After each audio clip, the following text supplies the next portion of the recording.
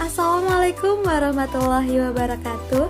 Halo semuanya, kami dari kelompok 6 Budidaya Sapi Perah Praktikum 1 yang beranggotakan saya sendiri Balkis Azahra NIM J3I 119017, Mahmud Rifai NIM J3I 119035, dan Nurul Huda NIM J3I 119045.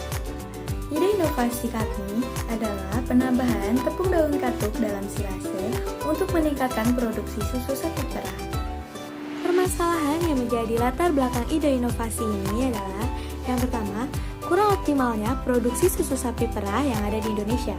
Yang kedua, kurangnya ketersediaan bahan pakan hijauan khususnya di musim kemarau. Tujuan dari ide inovasi ini adalah yang pertama, untuk meningkatkan produksi susu sapi perah. Yang kedua, untuk mengatasi kurangnya ketersediaan bahan pakan hijauan pada musim kemarau. Dalam inovasi ini, kami menggunakan metode trial and error untuk menghitung kebutuhan bahan pakan dalam pembuatan silase. Tahapan penyusunan langsung, kebutuhan nutrisi untuk sapi perah dengan rata-rata bobot badan 500 kg dan produksi susu 10 liter per hari dengan kadar lemak 4%, maka kebutuhan mereka untuk sapi perah adalah 12 kg. Berikut ini adalah perhitungan untuk kebutuhan nutrisi sapi perah yang dimana TDN 6,92 kg, PK 1254 gram, kalsium 52,1 gram, dan fosfor 33,8 gram. Sedangkan kebutuhan atau kandungan zat makanan dalam langsung itu pada TDN sebanyak 57,67%, PK 10,45%, kalsium 0,43%, dan fosfor 0,20%. Berikut tabel kandungan nutrisi bahan pakan, di mana bahan pakannya itu terdiri dari rumput gajah, polar, dan molasses. Dan ini juga tabel formulasi ransum silase. Cara pembuatan silase, yang pertama, potong rumput gajah dengan ukuran 5-10 cm dengan menggunakan parang atau dengan menggunakan mesin koper. Lalu campurkan dan aduk rata pola dan tepung daun katuk. Penggunaan daun katuk ini tuh untuk 12 kg pakan silase sama dengan 100 gram.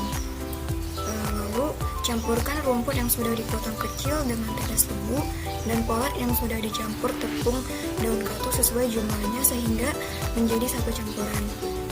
Selanjutnya, bahan pakan ternak tersebut dimasukkan dalam silo dan sekaligus dipadatkan hingga tidak ada rongga udara.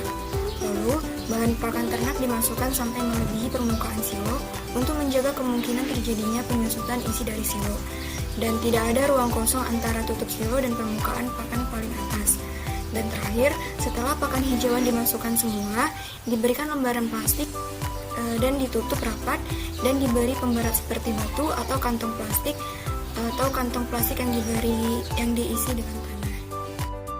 Manfaat daun katuk. Daun katuk memiliki zat aktif sauropefolium yang berguna dalam produksi ASI. Daun katuk mengandung banyak asam amino yang dapat menstimulasi produksi susu. Pada ternak sapi perah mampu memberikan respon positif pada peningkatan produksi susunya. Keunggulan pakan silase. Pakan silase pakan yang sangat awet atau tahan lama, tidak memerlukan proses pengeringan, meminimalkan kerusakan zat makanan atau gizi akibat pemanasan.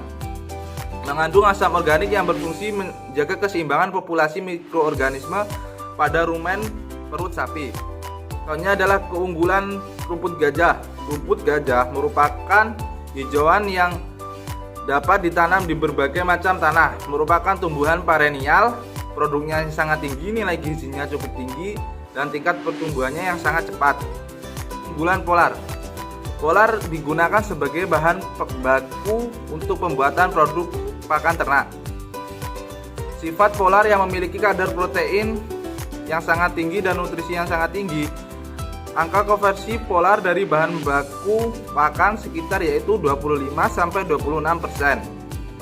Popularitas polar sebagai bahan baku ternak ditunjang oleh palatabilitasnya, yaitu sangat disukai hewan ternak. Harga dari polar sendiri yaitu kisaran dari Rp2.750 per kilogram. Sekian dari kelompok kami, bila ada salah kami mohon maaf. Wassalamualaikum warahmatullahi wabarakatuh.